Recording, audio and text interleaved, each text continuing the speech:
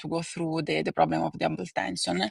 And in order to do that, we need to have efficient softwares that are actually able to reconstruct the mass distribution of the lens, because one main problem in this kind of study is that optimizing these systems, which include hundreds of multiple images, requires a lot of time. And so as part of my work, what I'm doing is to use a new software which has been developed by Marco Lombardi in 2024, which is called the Gravity JL, implemented in Julia, whose one of the main advantages is the fact that it is extremely fast. So in addition to be general and flexible, since it includes many different features that we do not find in a single code. So Gravity is efficient and it's fast, but it's new, so it must be tested. And the goal is to apply in this software in order to perform systematic studies on galaxy cluster scales to perform indeed the time delay cosmography technique. And what I've done was to test indeed this software on MAX 1149, which was studied indeed by Claudio Grillo et al., but with another software, and just compare the results.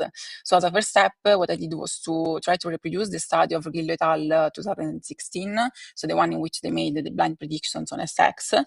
And here you see the prediction that I got with Gravity JL. So here there is the prediction of the position of SX. So in red we have the observed value, in green the prediction from Galileo 16, and in blue the prediction that I obtain. So they are in agreement within 0.2 arc seconds, which is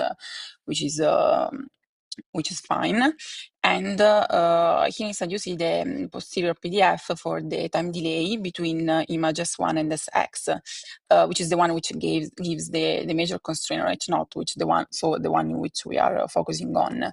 So in red we see the observed value of the time delay, in blue the median value from that I obtained from the gravity optimization, and in green the median value from Galileo 16. So we see that we are in agreement within the relative uncertainties.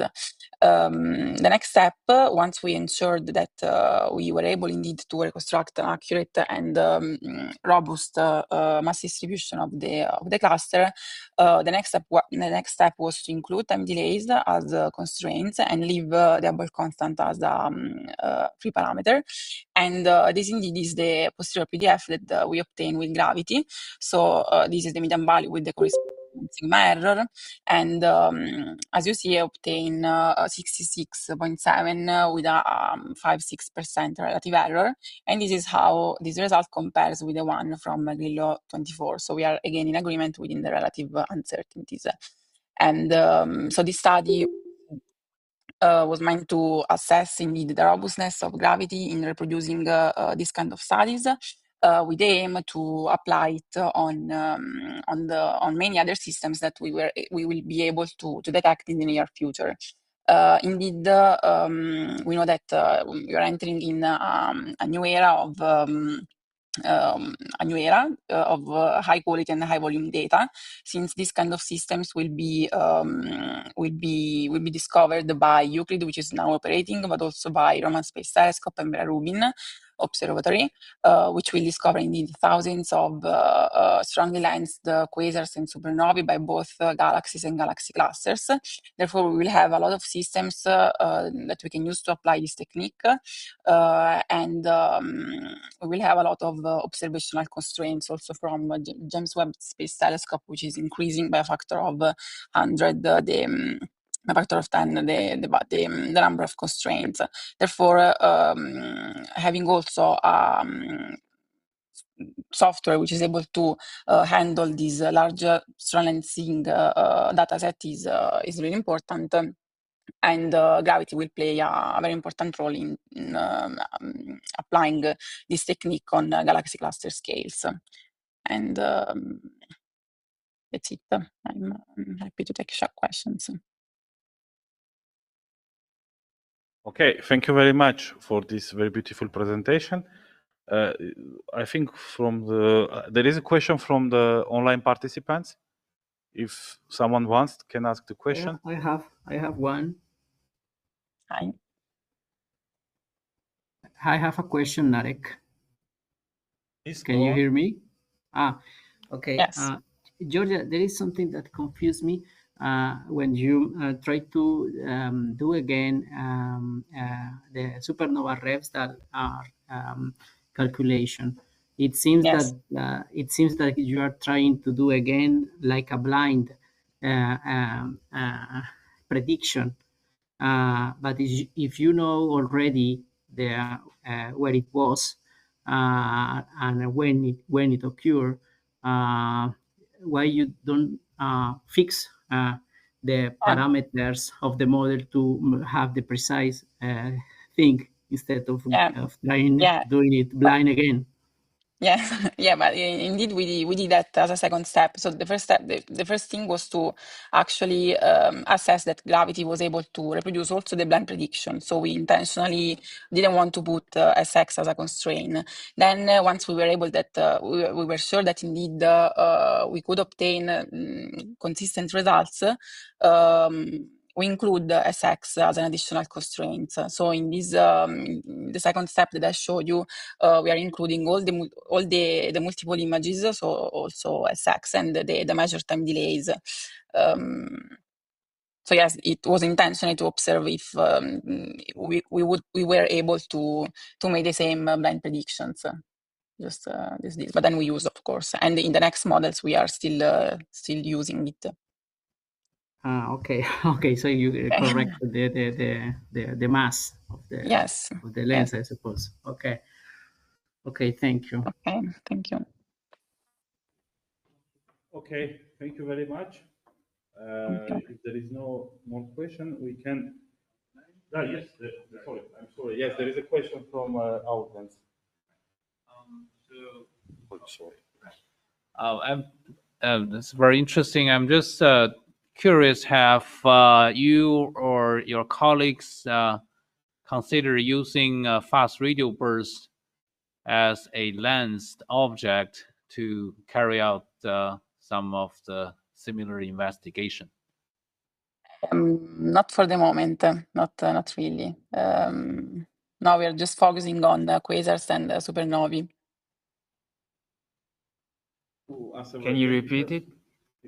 For the moment, we are not considering them. We are just focusing on galaxy clusters to show multiple images of quasars and supernovae. But of course, if they are observed, it would be interesting, of course, to include also those multiple images. Okay, thank you very much. Thank you. There are no more questions, so we can move to the next presentation. Okay, wait a second.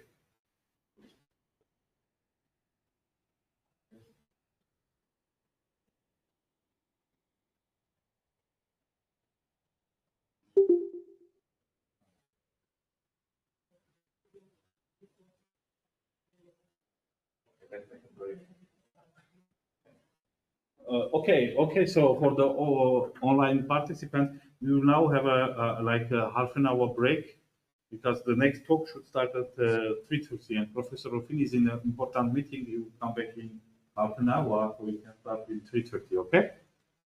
Okay. Thanks. Bye. So this is Chris Fryer. I think I'm the next speaker. It says I can't share my screen. Is there something I need to do? Hi, Chris. It's Jorge. How are you doing? Hi, pretty good. So right now my GoToMeeting says I need to be made presenter. Yes. You need the permit from the system manager. Yes. So I think that just at the time of the of your talk, they give you the Sounds good. permit. And, they just mentioned in half an hour. Yeah. Chris, I have the same problem. When you go in, it tells you have to go into your preferences and unlock the sharing for both your browser and for PowerPoint or whatever you're using, and then you have to. You have a Mac because you have a Mac. Yeah, if you're using Okay. Mac. But okay, so you say, oh yeah, okay. Here now it's So you have to open preferences. You have to scroll down and find the share button. oh, there it is.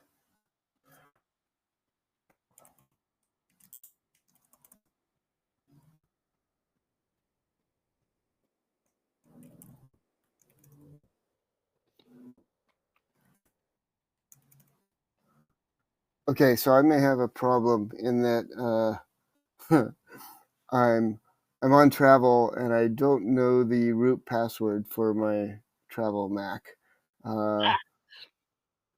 Is there any chance I could get someone else, like Jorge? Can I send you my slides and have you be the one sharing them?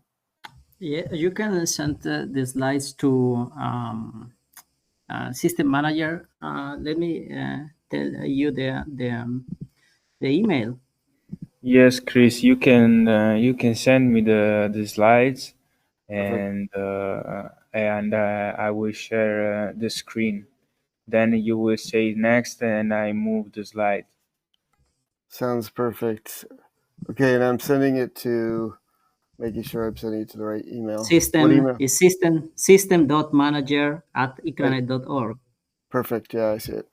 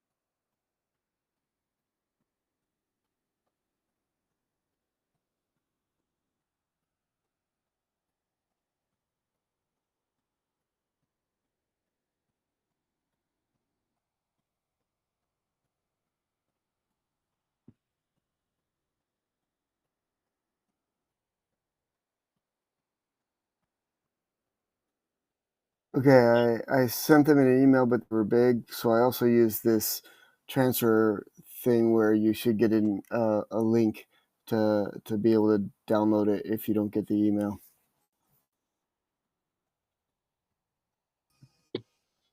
Okay, Chris, thank you.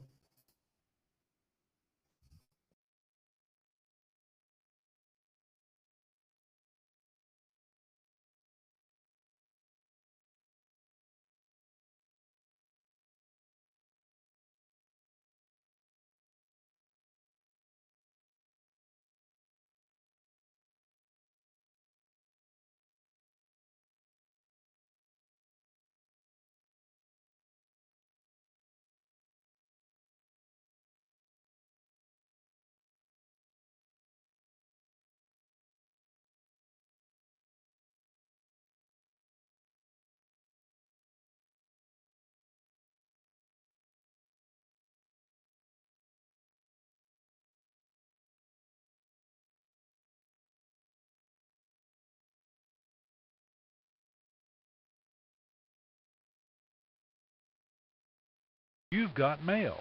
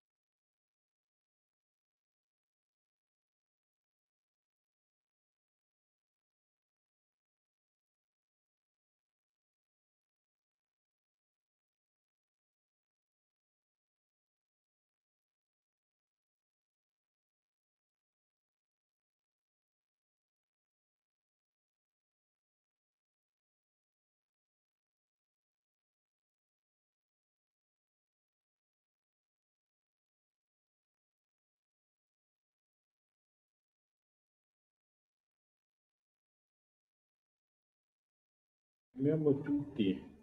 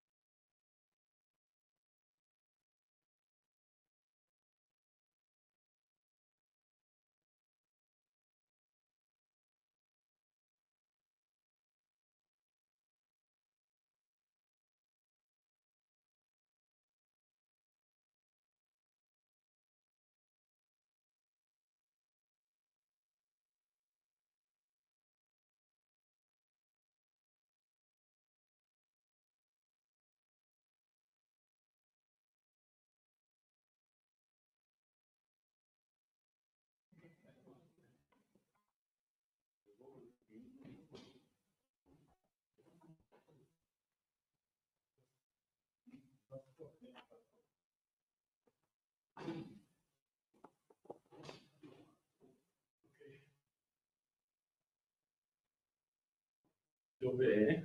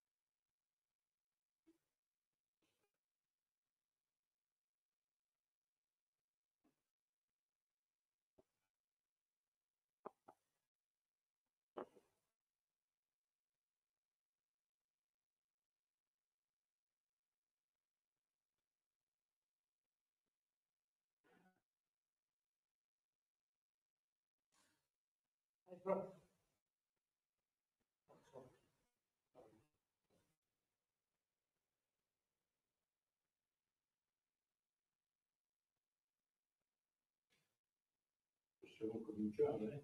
Se lo vuole presentare. Se lo vuole presentare, magari. Ci si può parlare? Sì, professore. He's waiting there to stage to start. You have the chairman. Oh, you start? Yes, of course. Non ho capito. Sono qua, cominciamo. Sì, ma lui non lo sa che deve cominciare, quindi se glielo spiega, magari. Lei è il chairman. Come faccio a spiegarglielo? Lei è il chairman. Sì, ho capito, ma posso parlargli? Sì. Hello, Chris, how are you? Pretty good. How are you? I'm in California right now. I hope you guys can hear me. Hear me? Yes, I can hear you. We can start right away. Excellent. Very intense meeting with a lot of participation of outstanding people. We had in particular a series of very important discussion on JET, and I would like to return later on this with you. And at the same time, we sent in a paper this morning, quite important, about the role of magnetic field in binary neutron star merging. I will send you the paper in a moment, but we have also the great pleasure to have here among the authors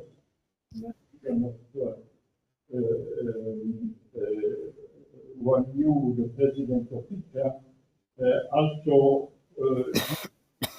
the head of the FAST telescope in China, the person who invented and constructed more than invented the FAST telescope, and we are discussing possible sources of this very large number of sources they are studying. And we will first hear you talk, and then we will decide what to illustrate you later. Sounds good.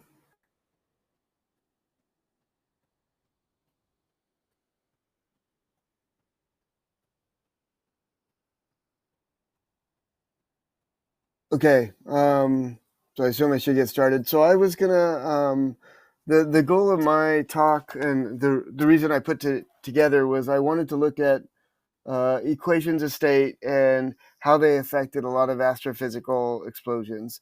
And in particular, I wanted to study how can we, look at these effects and try to understand better how do we observe them. So how do we actually prove that one equation of state is working over a different one based on what we're seeing in the astrophysical explosion? So next slide. Basic primer on core collapse supernova. So I'm going to talk about two different explosions, core collapse supernova, and a little bit on neutron star mergers. Primer on how core collapse supernova, our current view on how they work, is that you start with a massive star. The core is supported by electron degeneracy pressure and thermal pressure. And that core keeps on getting bigger and bigger until as it gets bigger, it compresses. And that compression causes the nickel or iron in the core to dissociate into alpha particles. And it also causes the electrons in the core that are supporting it, the degeneracy pressure, to capture onto protons, making a neutron and an electron neutrino. And that removes the electron degeneracy pressure. So you get a little bit of capture, you get a little bit of iron dissociation. That causes the core to compress even further.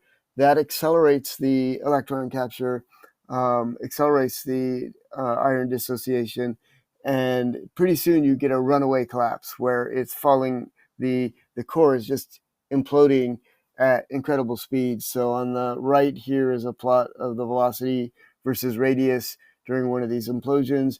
This is points from a 3D simulation, and it's falling in at nearly a tenth the speed of light.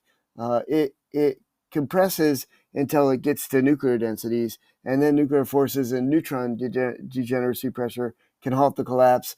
That causes a bounce, so the star, the core implodes, bounces, and this is where we were around the 60s of how do we now make this explode? One of the big studies that we did is maybe you can get this bounced core is very hot. If I could get some of the energy from that core that's leaking out in neutrinos to revive the shock, I can drive an explosion. So the question is, how do I do that?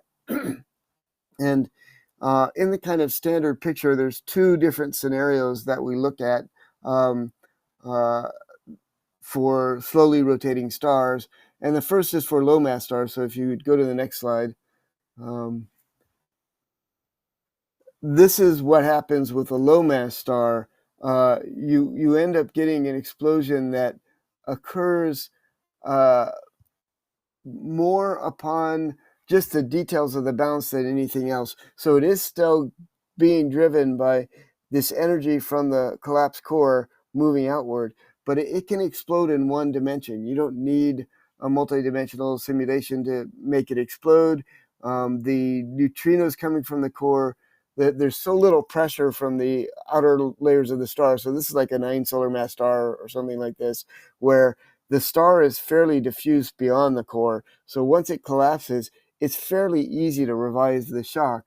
And then the fate of the star depends almost entirely on what's happening with that equation of state. So Eddie Barron, Hans Bethe in 1987 argued that if you, depending on the equation of state, that's all you needed to do to drive the explosion. So this is one where the explosion occurs or not, depending on the details, and the energetics of the explosion depend on the details of the equation of state.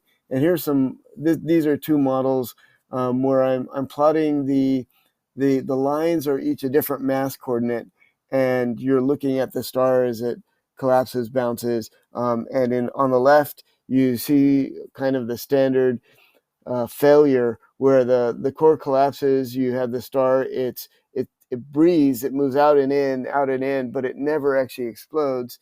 And on the right is with a different equation of state where you actually get a fairly strong explosion. So those lines that are moving upward at late times, that's ejecta. That's material moving outward. So that we've known for at least since the 1980s that the equation of state can have a huge effect on whether you get an explosion or not. But this is for really low mass stars. For more massive stars, we have a different engine. And if you go to the next slide, I can talk about that engine. So in the next slide, this is the kind of convective engine that you see a lot of the community focusing on. For more massive stars, you can't just easily revive the shock in a one-dimensional model. The neutrinos can heat the layer above it, but there's so much ram pressure from the star falling in that they're not enough to blow off the star. And what happens in a one-dimensional model is the neutrinos heat the region just above the protoneutron star. That gets hot, and then it starts emitting neutrinos and doesn't explode. So but the conditions left after this collapse bounce are such that you would get you're unstable to convective instabilities like Rayleigh-Taylor, and so you'll get a situation where the neutrinos are leaking out of the neutron star. They're hitting a layer just above that protoneutron star, heating it up, and then you're getting convective instability. So this plot is a slice of a three-dimensional simulation where you can see the blue-purple downflows. These are lower entropy material, and the high entropy red upflows. And that convection allows us to convert the energy that is deposited by the neutrinos into kinetic energy that's pushing out against the inflowing star and eventually drives an explosion. And so a lot of the calculations you see in the engine literature are focusing on this aspect of the engine. It's most important for stars above about 10 to the 12 solar masses and below below whatever your upper mass limit is. Here also the equation of state can play a big role because you can the nature of the initial entropy profile will be determined on how that bounce happened, and so you can actually how strong your convection is will depend on that the nature of the equation of state. Okay, next slide. So this is just a simulation of those that same simulation just evolving with time, so you can see it exploding. So, and I just so you have an idea of how that convective engine works. An interesting feature there is one of the things that we're really looking at in those explosions is how long do you still have material falling back and it accreting onto the protoneutron star. That'll affect the nucleosynthetic yields and the explosion energy in the long run. So these are the two kind of things that we can study and for this kind of standard supernova engine. This kind of two phases are the ones that are very low mass, and those are going to explode early. They don't develop strong convection, and then the more massive ones that develop strong convection. In those more massive ones, they have to overcome the pressure of this massive star that's falling in on it, and so they will have to develop a lot more energy. They typically are more energetic. And in the next slide was kind of the picture that we had in the 90s of how much energy different stars would produce, where the lowest mass stars would produce weaker energies because they explode quite quickly. stars that have a very strong convective engine, they'll be the most energetic of our non-rotating core collapse supernova. And then if you get too massive, it's just too hard to explode the star, and you fail and you make a black hole. So you either make a weak explosion that forms a black hole through fallback, or you do a direct collapse black hole. And that's been our basic picture since the late 90s.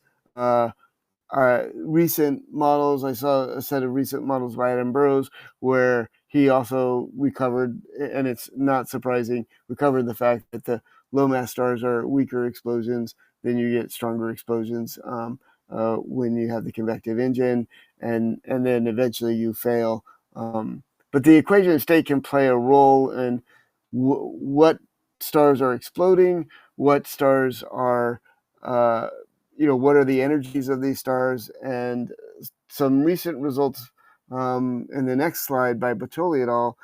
Kind of demonstrate that. So in the next slide, I show. Sorry, just an idea question. The hard equation state is easier explode or soft one? Just have idea which direction go. Okay, funnily enough, so Eddie Barron and Hans Bethe said the soft equation state was easier to explode, but at least for my models, they were actually harder. And the problem is there's the interplay between how stiff is the bounce, and so they were hoping that they would get a deeper bounce because of the soft equation state, and then have that be a stronger explosion. At least for my models, it was not as straightforward as that. It had a bigger effect. Grant Grant Matthews has done some work on this. In fact, I think Bottoli was working with Grant when he did this, where they looked at a set of modern equations of state and played around with the explosion. And I mean, some of this I think it's unfortunately it depends on the details. And if I had any message from this part of the talk, there's a lot of physics that goes on into the supernova explosion. And so you can't just say, oh, I have this equation state, that's going to help me. It's not as simple as that. The physics is a little bit more complex, and you can get different results depending on exactly what you use and what you're using for the neutrino physics, how soon your convection engine starts to turn on, and so I don't think it's as straightforward as saying soft is easier, hard is more difficult to explode. But I'm gonna if Grant has a comment on that, I'll let him say it.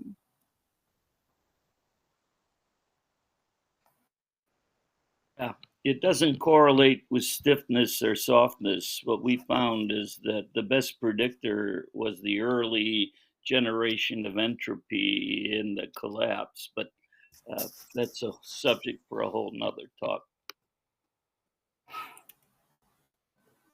So here's just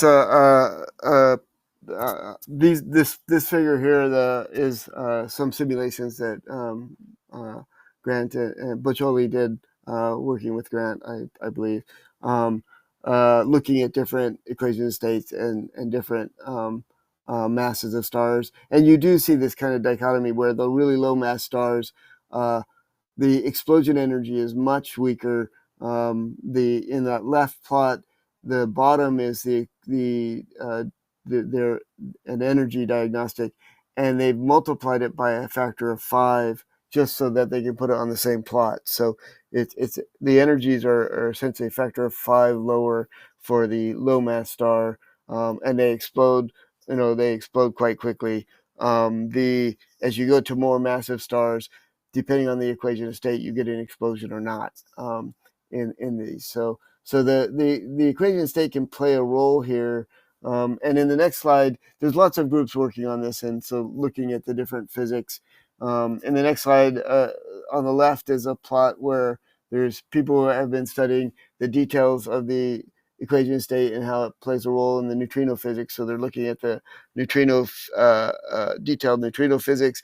In the right side, it's looking at the equation of state and the fate of the shock, the radius of the shock and the fate of the explosion, playing with just small properties of the equation of state, like changing the symmetry energy and factors like this.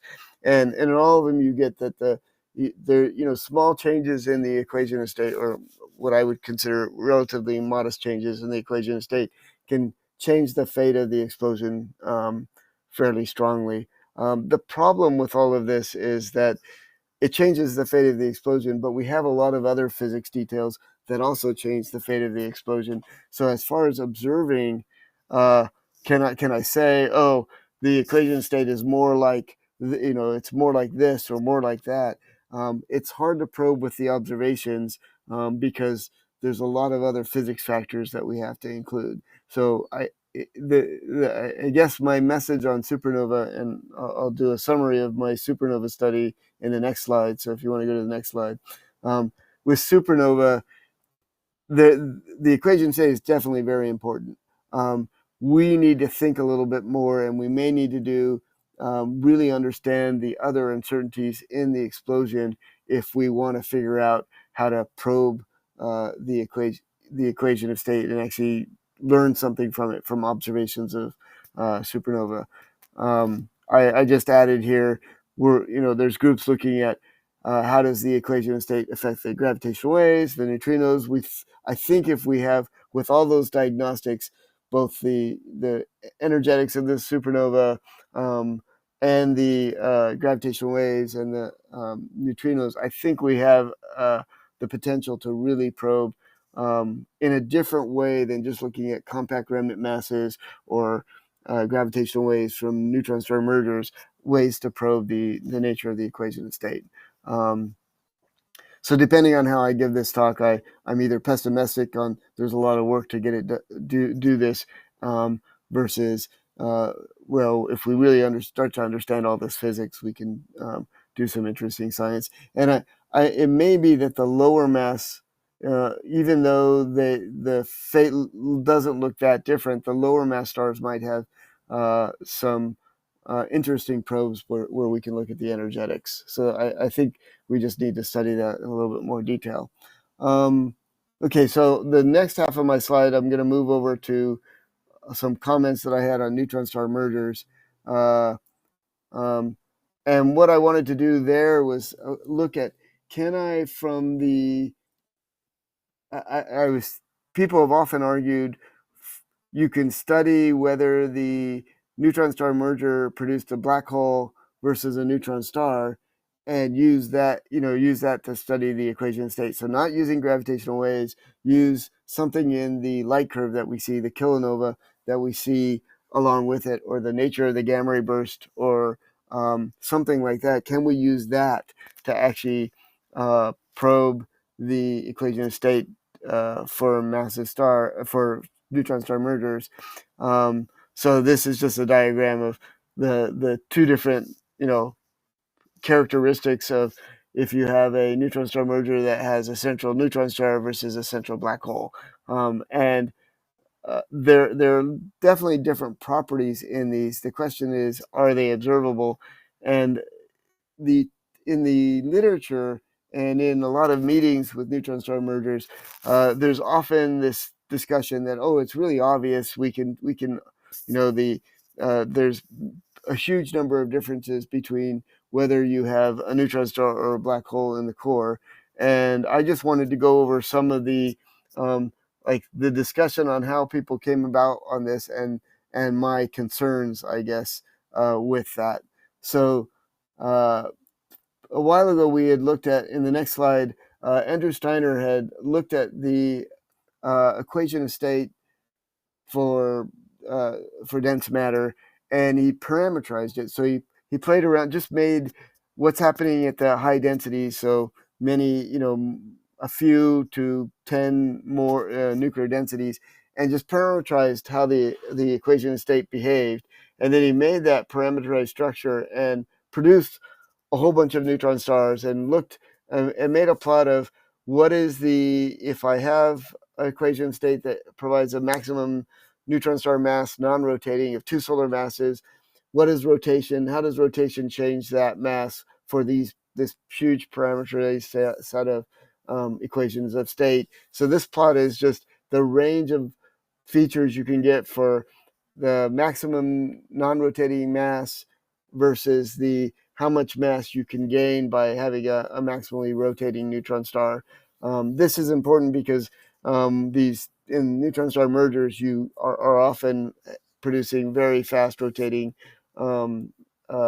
cores that are what's going to collapse. So he wanted to study how, if he allowed a lot of freedom for what the neutron star equation of state could be, what kind of what kind of masses could persist when it's still rapidly rotating.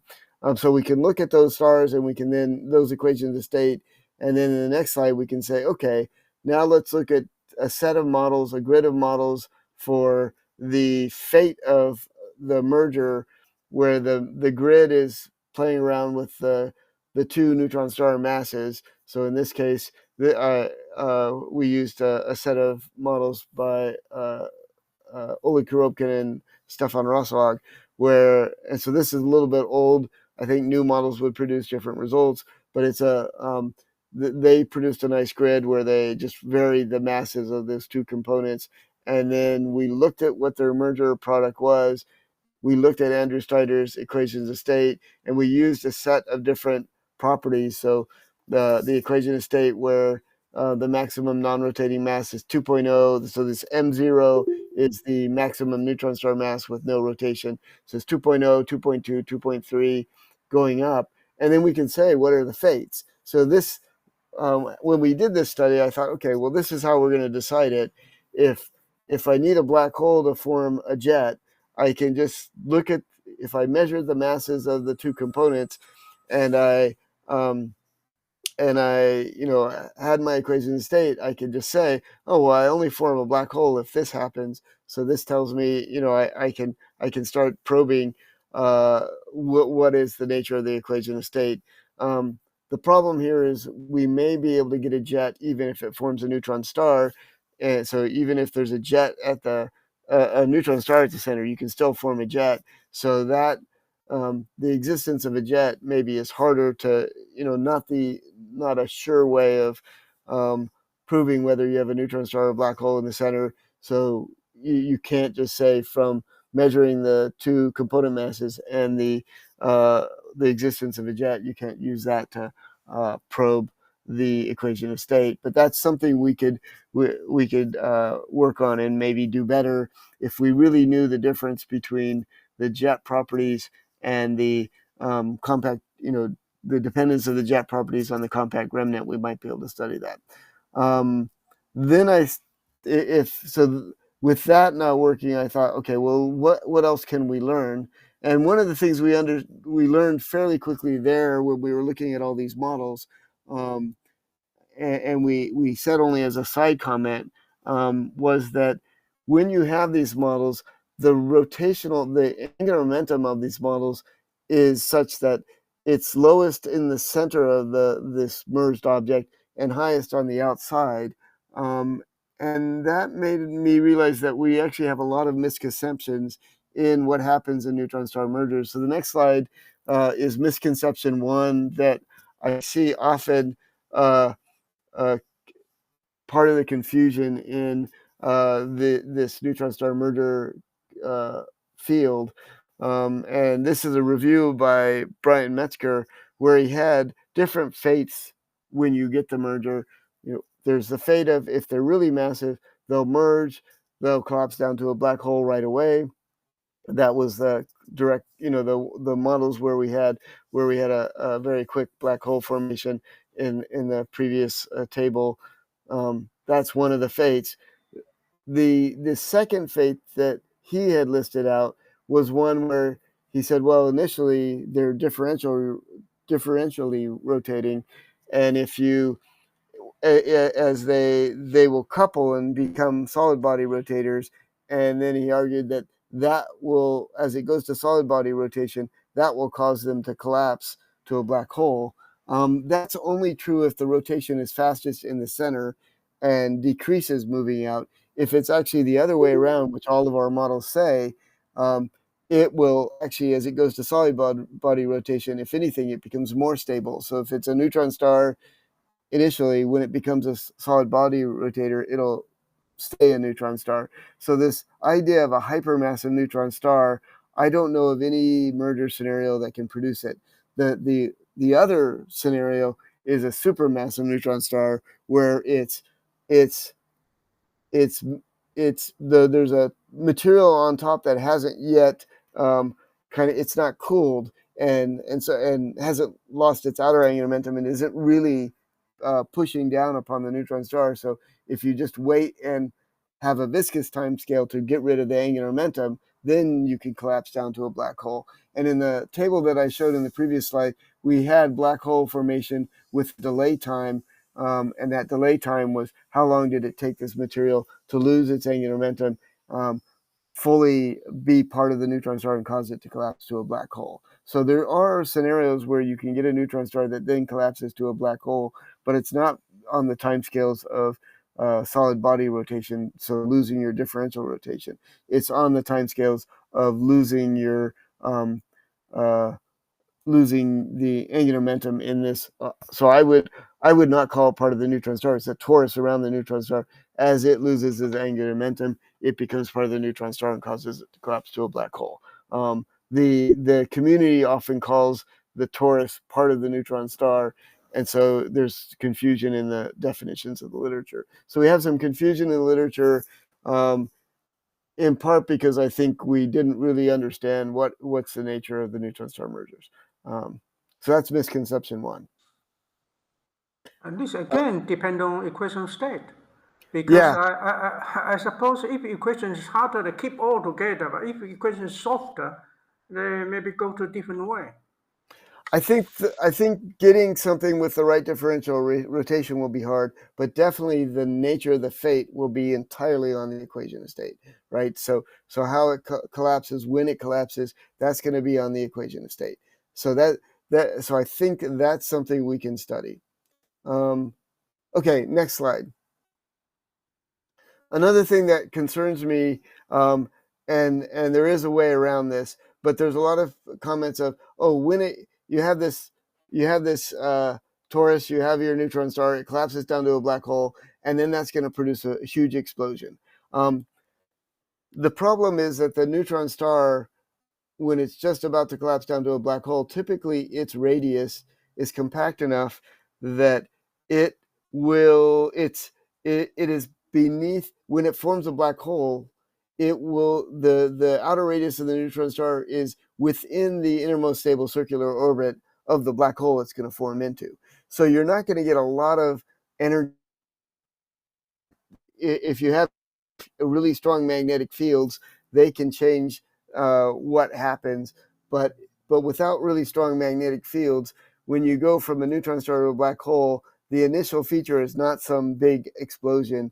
It is just, now I've changed the nature of what my torus is going around. So it will still change and drive explosions, but it's not going to be some really energetic explosion caused by the neutron star collapsing down to a black hole, except for the physics that people like Remo has discussed, and that's physics that is not in a lot of the simulations. So we are missing the simple picture. Which a lot of our simulations are doing, is not capturing what we would expect to see in these kinds of collapses. And I think we need to really do a more detailed studies of how do we include this in our merger disks when we collapse from a neutron star to a black hole. Okay, so the next slide. One of the things that is in the community a lot, comments in the community, is the yields will be different if it is a neutron star versus a black hole at the center of my merged system. The argument on that is, if you look at supernova and you look at the neutrinos coming out of the protoneutron star and a supernova, there's a lot of electron neutrinos coming out because that core is still deleptonizing and it's emitting a lot of electron neutrinos. That will try to raise those electron neutrinos when they interact with the outgoing material. They will raise the electron fraction. So they will you get a electron neutrino on a neutron, making a proton plus an electron, and that so you're raising the electron fraction. That will change the yield.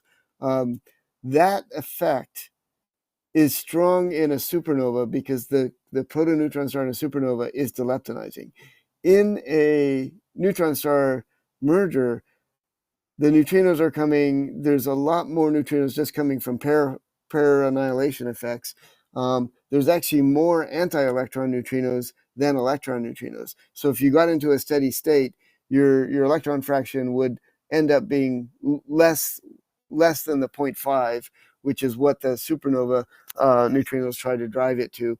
And whether or not the neutrinos raise the electron fraction or decrease the electron fraction of the material in the disk that's getting blown off in a disk wind depends really sensitively on exactly what are the neutrino fluxes coming out, which again depends on the equation of state.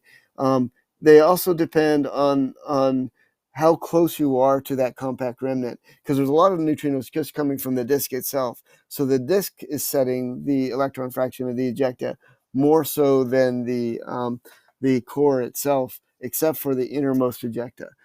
So it's not as clear that, oh, well, if there's a neutron star, it will be a blue kilonova because it'll turn everything into nickel. And if it's a black hole, it'll be a red kilonova because the material will stay neutron rich and produce a lot of lanthanides. So that's another one where the picture is more complex than we thought it was. So that makes it also difficult to differentiate the mergers. So the plot in this, the middle is the electron fraction with different initial electron fractions and then different neutrino fluxes, and then the lines just show you how different what the neutrinos from the neutron star versus no neutron star can do to the electron fraction in the end. So if the electron fraction was really low, like 0.1, the neutrinos from the neutron star could easily raise it. But if it doesn't raise it above about 0.25, it's going to still be mostly neutron-rich R process elements. So it would be hard to distinguish it. If the electron fraction is more like 0.3 coming off in the disk wind, then the effect can be dramatic, but it's also something that we then need to understand the details to really get the right answer. And then the last misconception that I wanted to discuss was the idea, so it's the next slide, was the idea that if it were a neutron star, we'd see the resultant magnetized neutron star in the light curve. And Bing Zhang and his team published a nice paper right after the observations of GW 170817, where they said, oh, what happens if there is a neutron star, but the magnetic field isn't 10 to 15, 10 to 16 Gauss, that a lot of people assume when they say they have a neutron star there, but instead is more like 10 to the 12 Gauss. And what they found is that they could actually, that allowed them to better fit the light curve from GW 170817, the kilonova light curve. And we did some models of that where we added a pulsar energy deposition and modeled the light curves. And I guess I would agree with them. That it would be hard to disentangle that from just a radioactive decay powered kilonova. We didn't get as good a fit to the GW 170817 with our models, but we also didn't get a great fit with radioactive decay with our detailed transport models. So I think I would come out with agreeing that what the Binbin and Bing Zhang argued would be the a way to explain the light curves from GW17 or A17. That could be a component that's important. And the issue there is that changes your predicted total yield, our process yield from that merger. So that's one of the reasons why you can get a very different. If you look at the groups that tried to model the kilonova from these from GW170817, the amount of our process yields varied by many orders of magnitude, and part of the reason for that was you could add different energy sources like these pulsars. So you can rule out a very high magnetic field magnetar from GW170817, I think, but it will be very hard to rule out a something that has more normal magnetic fields like 10 to the 12, 10 to the 13 Gauss. So all of this is to say that there's a lot of effects. The equation state can be important, and it's definitely important. How do we disentangle it with observations? I'm not yet sure, because a lot of the simple claims that we had were exactly that, just simplified claims where you pick a toy model. To really understand this, we need to do detailed equations of state. And the last slide is just my conclusions. That essentially says that. So I think my main point of my talk is the equation state is really important. It has a role in both supernova, in kilonova. There are some ways that we can do better, get some observations to try to constrain it, but it's typically not as simple as we'd like it to be. We're going to have to understand the detail of the physics to do that. And that's all I have.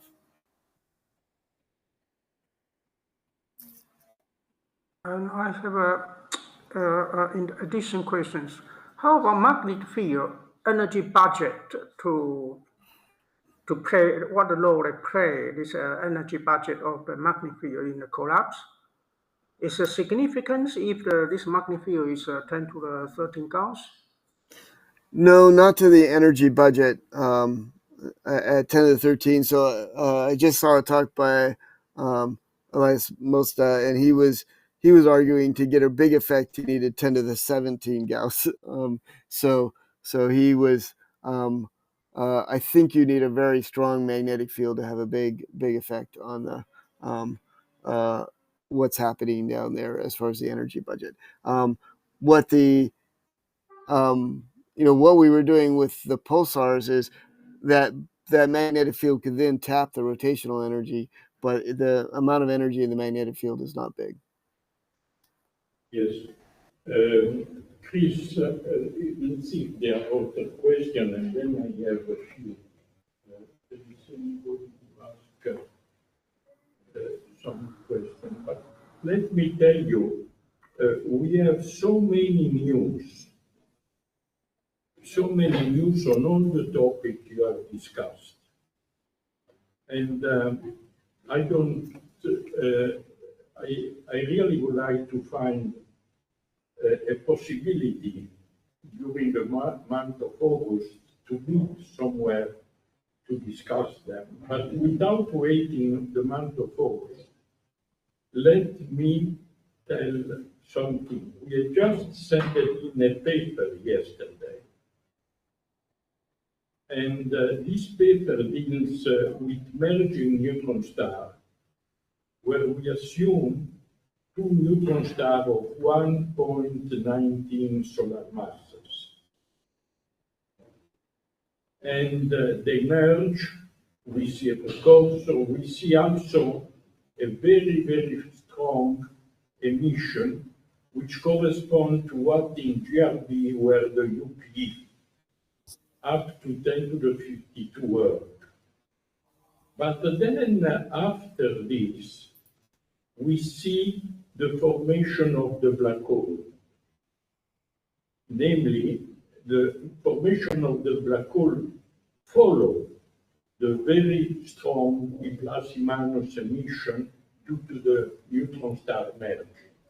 And after that, a black hole is formed, of which we can compute all the details because we can determine the irreducible mass of the black hole, the irreducible mass being 2.35 solar masses, and we can define the black hole mass of 2.36 solar masses.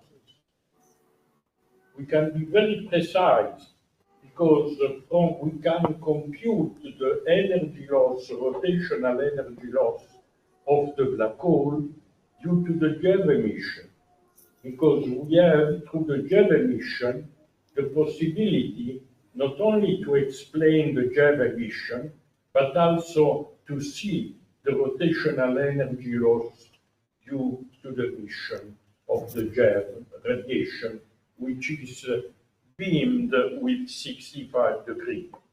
All this is explained in the article, which has 3 authors, Jorge, myself, and Wang Yu. But the thing which is most exciting to me is while before we were speaking always about the effective charge of the black hole, in an appendix which goes in all detail about the electrodynamics, we were able to recover an old paper by Aldo Treves and myself, which was long ago, and now through the effective charge, we can really, we did already an analysis of this source with the electric field, but through the effective charge, which is the product of the J angular momentum and the magnetic field, we obtained a new result. I think this paper is very important, and it is already one paper which deserves, in my opinion, both your attention and the attention of Grant. But it's not only on this the point. Yeah, but can I ask? One, which is by far the system which we studied longer, we are proposing that not only we think there are the clear data of the collapse of a white dwarf core rotating, and the rotation is really essential to have the collapse to form a neutron star. We have the rotation, and then we have the emission of this, and we see at the end of the process of gravitation collapse emission of neutrino, which we can estimate, we see the new neutron star just formed at 50 milliseconds.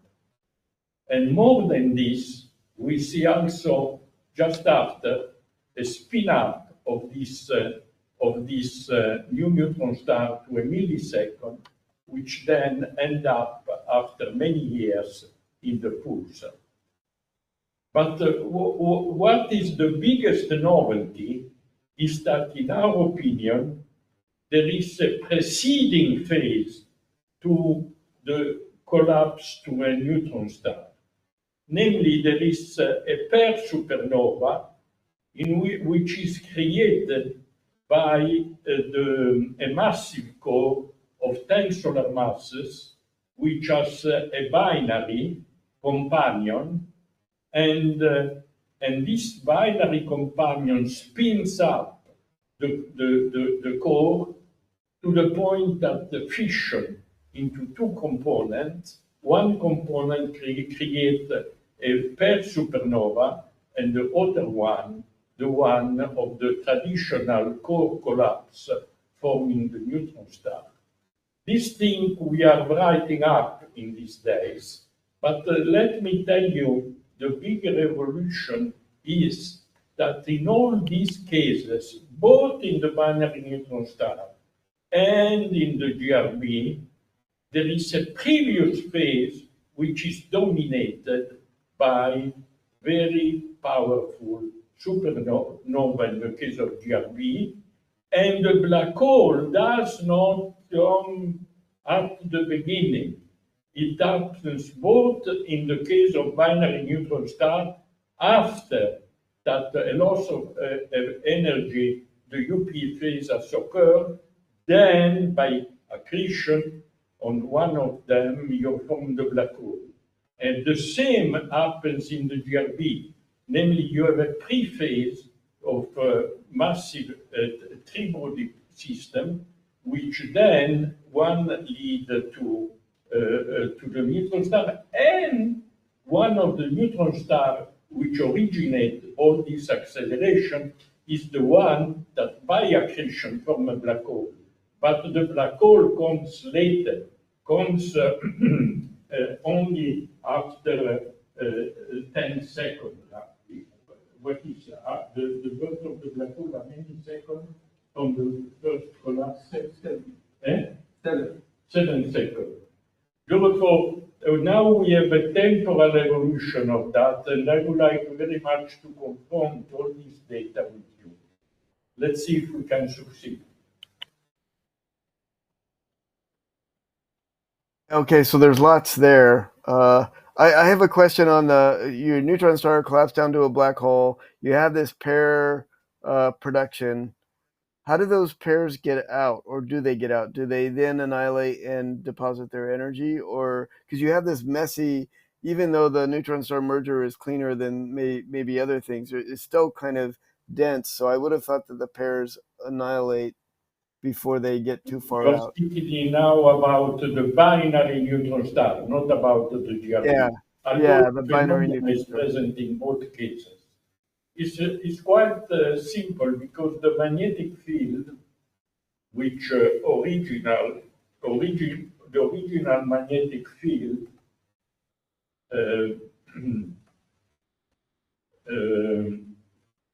you have everything in the paper is 2.6 10 to the 15 gauss. And what happens is that this magnetic field rotating become overcritical. And overcritical, you just have lots of percreation, and they just emit out of the system just by rotation, and you will see everything detailed in the paper. But to answer you in one point, the field becomes overcritical, and therefore you have a classy minus. This happens both in the GRB, creating this huge emission before the formation of the black hole. And also in this case, before the formation of the black hole, you have this very intense emission observed by Fermi GBM. The rotational energy, this is the beauty of this new paper, because we return, initially, when I was starting to work on the topic, I had discussed with Eisenberg, and I promised him to find a case in GRB in which Euler-Eisenberg process could be found. And this was always the reason of the computation we did with Jim Wilson and the charge that we took. But now this is over, because finally we explain there is an effective charge, which is just the J and the angular momentum of the system and the background magnetic field. And this gives a charge, and this charge creates overcritical field, which annihilate in a plus minus. It's very, very straightforward.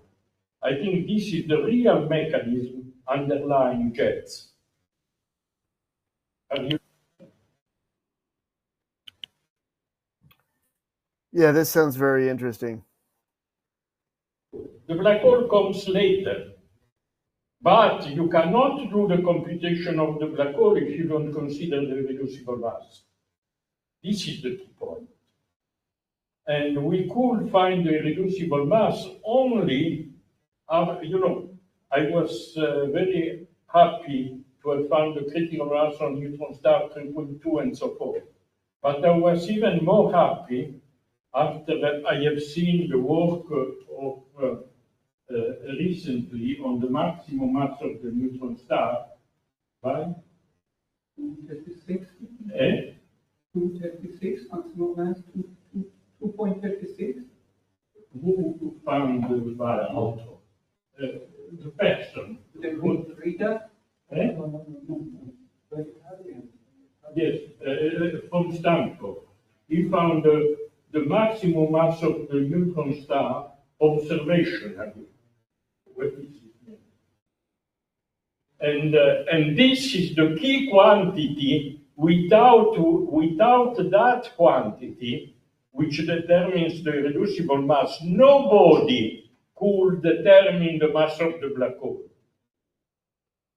Because the mass of the black hole comes just from the energy extraction, but then you have to add the reducible mass. And if you don't have that value, there is no way to determine the mass of the black hole. But now we have all the GRB which generate collapse of black hole from a neutron star accretion necessarily are determined by this is an Italian name, though is at Stanford, and I mean, Romani. well,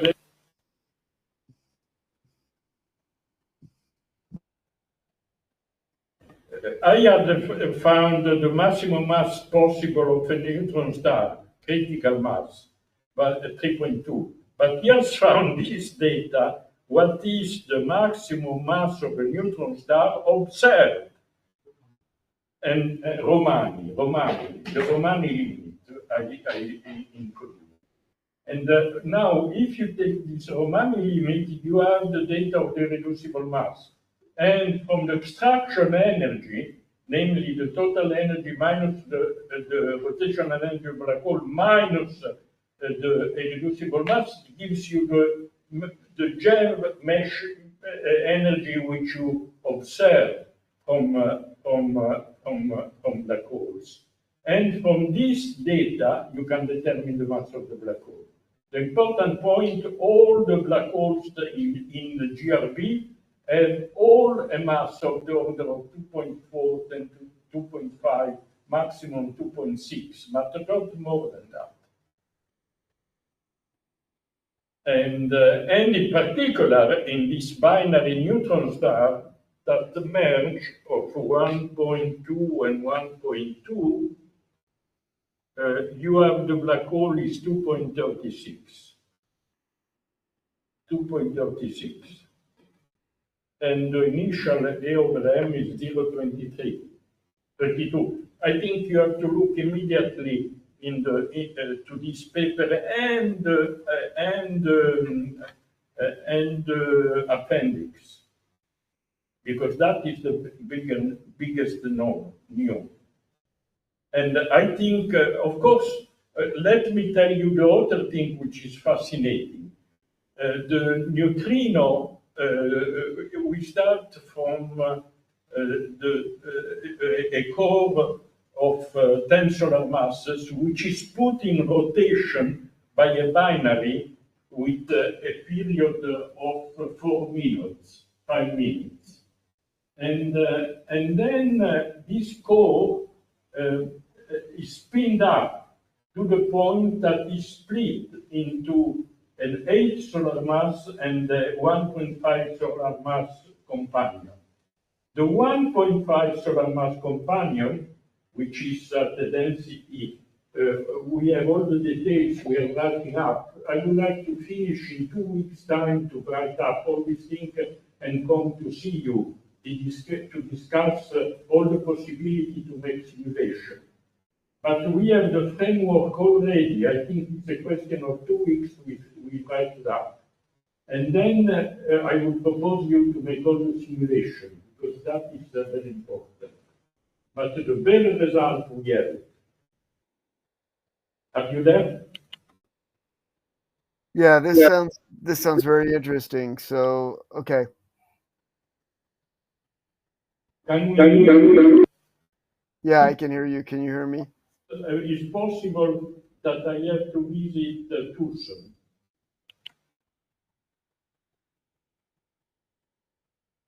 Okay, we could do something.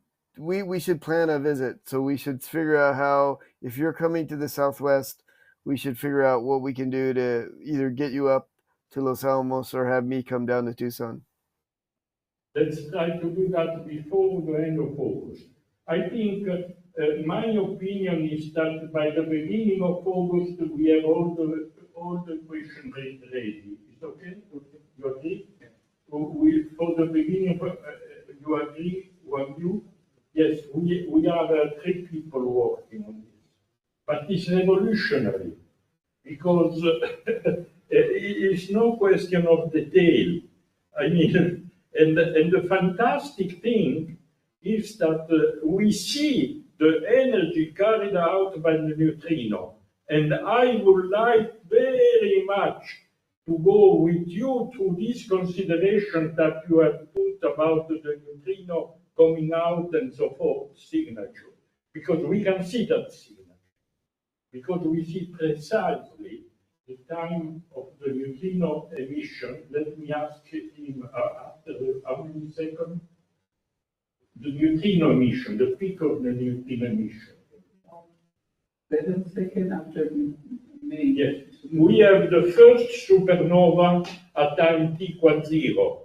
Then just after we have this binary breakup, and from the binary breakup you have a 8 solar mass, which then collapse in the supernova, in the big supernova per supernova, and the core is 2.5 solar masses.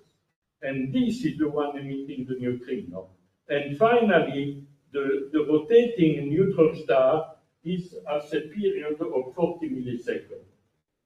But it's more exciting than that, because after that, this neutron star is spinned up by the supernova and reach a millisecond. And you have a typical millisecond pulsar, where everything is ready.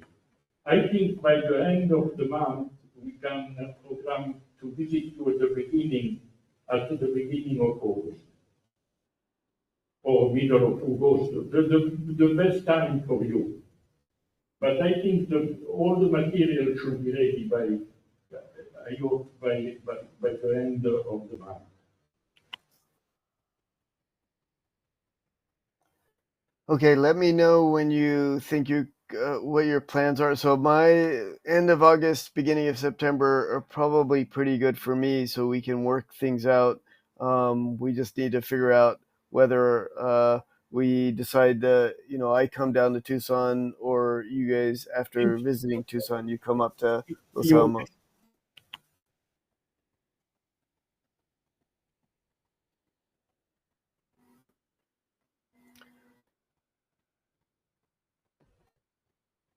Are you there? Yeah. So could you hear me? So I think we can probably make some plan where either I come down to Tucson or you guys come up to Los Alamos when you're coming to the Southwest.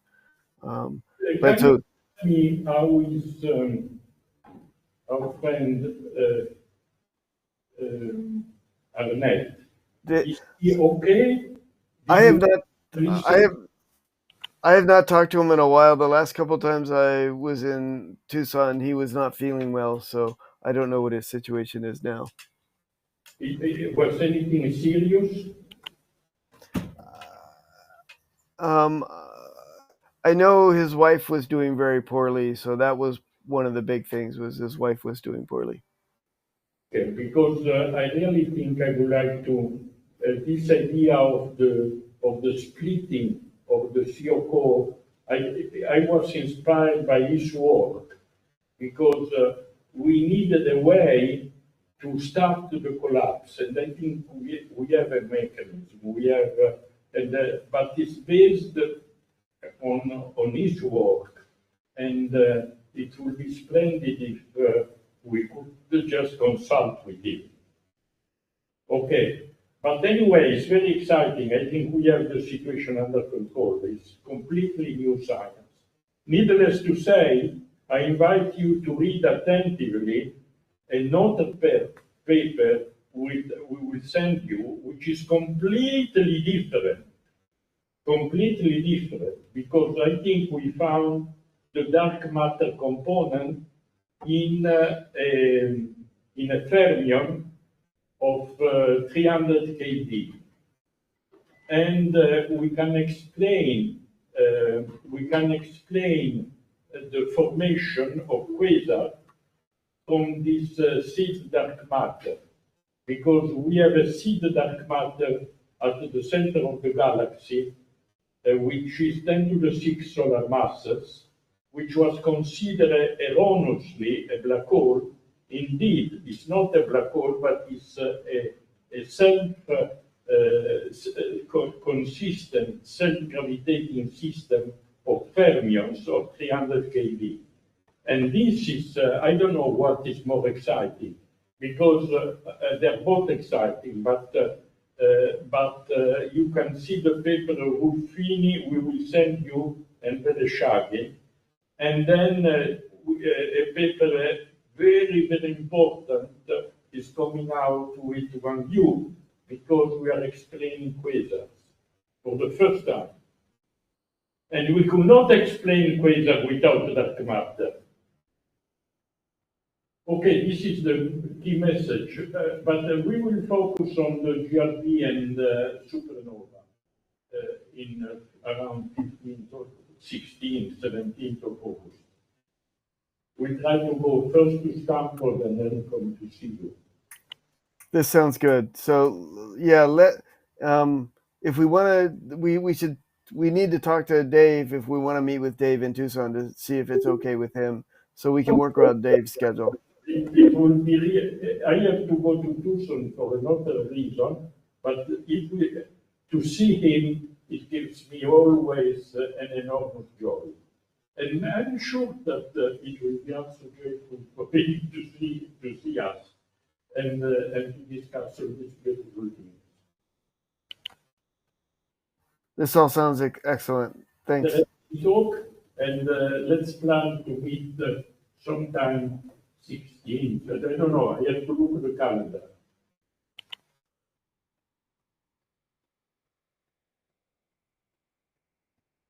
All my best. I wish everything with you. It's a strange moment, it's not. Yeah, it's certainly interesting. We're living in interesting times in the U.S. Okay,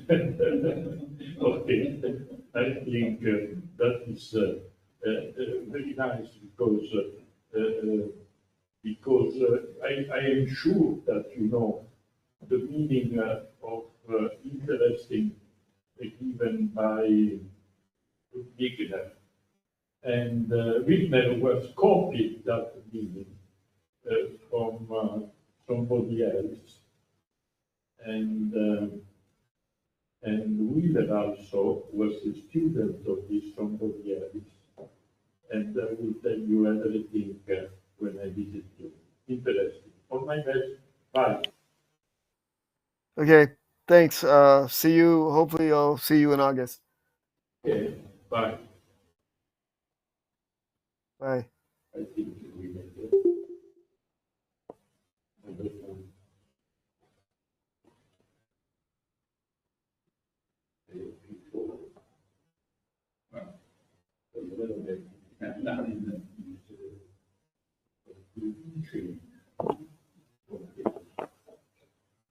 You can close the meeting. Yes, okay. Having said this, we can terminate this fantastic Galileo Xu-Guangqi meeting. It was desperate in the beginning, thinking to end or not to end. And we have a tradition. And we had a tradition about the Grossman meeting. We were hoping to have the meeting in Beijing. Then something happened. And I decided, well, although it's very late, let's not worry. Let's do it in Pescara, because in Pescara we have everything.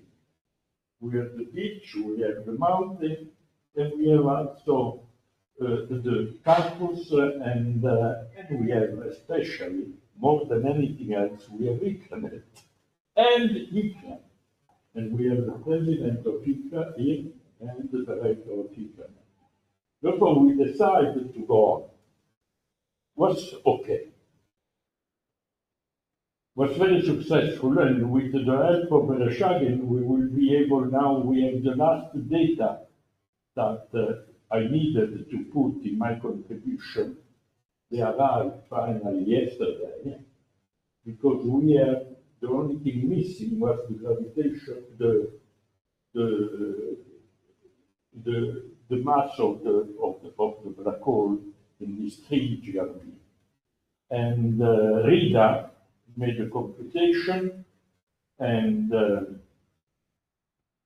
targeted of the computation, we now complete by proceeding of MG17. And both in MG17, we had a fantastic honor to give the Marcel Grossman Award to Galileo, and to create really a difference for all of us. And Galileo was so fantastic to accept to come to the Galileo Xu-Guangqi meeting. To the Galileo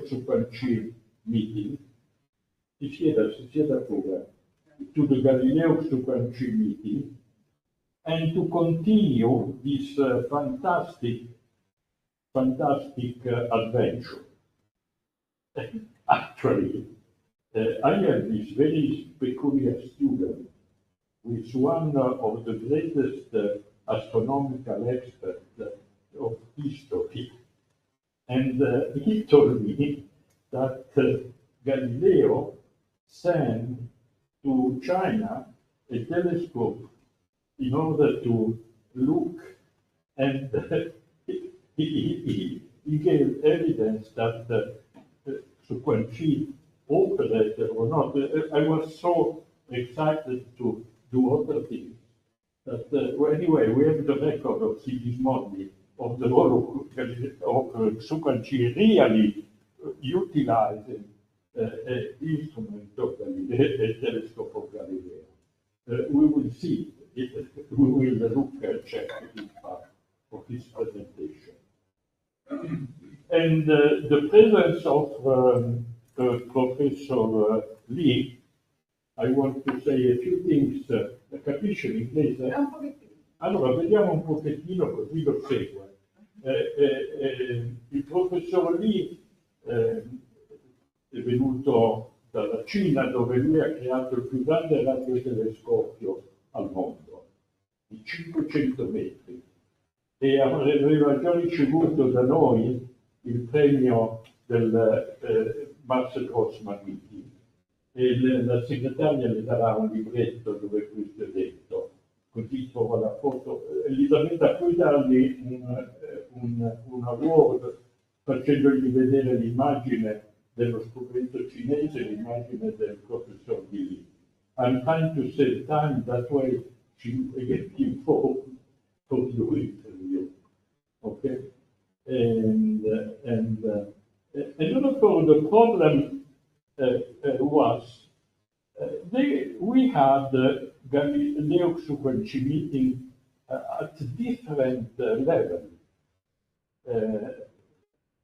The first level was that when we organized in Nice, and we had a fantastic participation, because many of the astronomers of China, which later on built the greatest instrument in China, were invited and came. And you can see that in the proceedings. And of course, I was sort of feeling that we had to celebrate either direct or in person or in communication worldwide.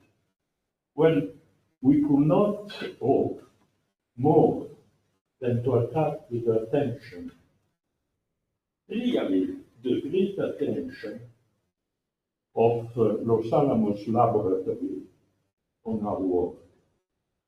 And now we have absolutely to finish the computation by the, no, fammi vedere la pagina e la foto. We will have the time of the 15th of August to submit to them the possibility to check with simulation. But we don't need simulation. We understand the physics. The physics is too clear to be simulated. I mean, if they like to simulate it, do, but it's too clear. It reminds me very much of one of the work of Fermi and Cage, similar story. Anyway, we succeeded. I thank everybody who has made an effort to be here and to be participating so excitingly. We are having some particular and difficult time in this planet Earth. And also, I always think that the reality is a fractal. I wrote a paper once about the fractal structure of the universe. Now I'm convinced that even in the society, the situation is a fractal. No matter how you look at the problem, if from large over the planet, or small in a country, or even smaller in centers, there is similar problem at all levels. We have to keep going. But also the good point is, I think the most exciting part is that in this chaotic situation, I don't know if you agree, and we are living in a chaotic situation both in the intranet Pescara and in intranet Armenia. No matter what, the situation is dynamic. And we have to be strong enough to gain from this dynamicity and intervene. And that is the game which I think we are doing quite well, even today, confronting with the biggest expert in Los Alamos. Okay, and thanks to everyone, thanks to the system manager, thanks to Elisabetta, which has been a hero. Vieni Elisabetta, a hero because she has been the only secretary to be at work in this difficult time, and without her we would have collapsed. We have the assurance from the mayor that he's helping us. Yesterday we had a fantastic meeting with the rector of Università d'Annunzia. Forse vi puoi dare un po' di foto sia della in comune che quella che abbiamo solo quelle del comune, quella dell'Annunzia ancora non le abbiamo. Ah, va bene. But we had this meeting very, very exciting, and the Università d'Annunzia is member of ICA, therefore we are planning pianifichiamo